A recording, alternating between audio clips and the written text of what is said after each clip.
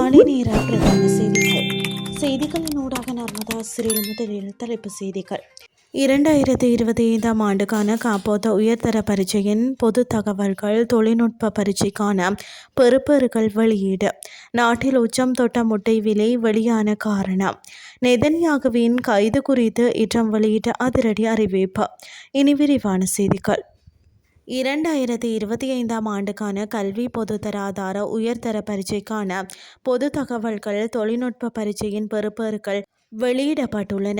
அதன்படி பரீட்சைகள் திணைக்களத்தின் உத்தியோகபூர்வ இணையதளங்களின் ஊடாக பரீட்சார்த்திகள் உத்தியோகபூர்வ பெறுபேறுகளை பார்வையிட முடியும் என பரீட்சைகள் திணைக்களம் தெரிவித்துள்ளது.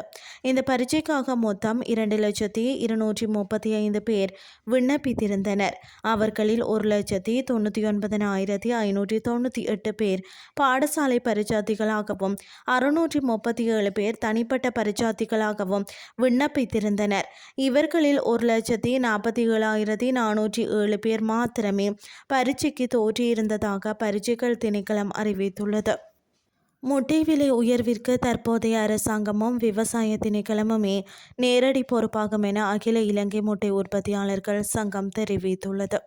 அத்தோடு சோள இறக்குமதி முற்றாக நிறுத்தப்பட்டுள்ள நிலையில் மாற்று உணவாக அரிசியை பயன்படுத்துவது நடைமுறைக்கு சாத்தியமற்றது என சுட்டிக்காட்டப்பட்டுள்ளது.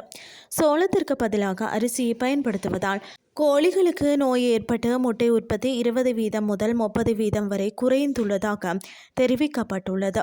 விலங்கு உணவுகளின் போலி வியாபாரிகள் டொலமைட் போன்ற ரசாயனங்களை கலப்பதால் பெருமளவிலான கோழிகள் உயிரிழந்து வருவதாகவும் சுட்டிக்காட்டப்பட்டுள்ளது. தீவன தட்டுப்பாடு மற்றும் தரமின்மை காரணமாக நாளாந்த முட்டை உற்பத்தி வீழ்ச்சியடைந்து சந்தையில் அவற்றின் விலை அதிகரித்துள்ளமை குறிப்பிடத்தக்கது. இனி வெளிநாட்டு செய்திகள். இஸ்ரேலிய பிரதமர் பெஞ்சமின் நெதன்யாகு அமெரிக்காவிற்கு வருகை தரும் போதும் அவர் எந்த ஒரு சூழ்நிலையிலும் கைது செய்யப்பட மாட்டார் என அமெரிக்க ஜனாதிபதி டொனால்ட் ட்ரம்ப் உறுதியளித்துள்ளார். இது குறித்து தனது உத்தியோகபூர்வ சமூக வலைதள பக்கத்தில் பதிவிட்டுள்ள ட்ரம்ப், இஸ்ரேலிய பிரதமர் அமெரிக்காவில் இருக்கும்போது எந்த வகையிலும் எந்த வடிவத்திலும் கைது செய்யப்பட மாட்டார் என திட்டவட்டமாக தெரிவித்துள்ளார். எதிர்வரும் செப்டம்பர் மாதம் நியூயார்க்கில் நடைபெறவுள்ள ஐக்கிய நாடுகள் பொது சபை கூட்டத்தில் கலந்து கொள்வதற்காக நெதன்யாகு வருகை தந்தால் அவரை கைது செய்வதற்கான சாத்தியக்கூறுகள் மற்றும் சட்ட வழிமுறைகள் குறித்து நகர அதிகாரிகளுடன் ஆலோசித்து வருவதாக நியூயார்க் நகர மேயர் ஜோக்ரன் மம்தானி அறிவித்திருந்தார். நியூயார்க் மேயரின் இந்த சர்ச்சைக்குரிய அறிவிப்பு வெளியான நிலையிலேயே ட்ரம்ப் அதற்கு பதிலளிக்கும் வகையில் இந்த அறிவிப்பை வெளியிட்டுள்ளமை குறிப்பிடத்தக்கது. இத்துடன் செய்திகள் யாவும் நிறைவடைகின்றது. அடுத்த இரவு 8:30 எதிர்பாருங்கள். நன்றி.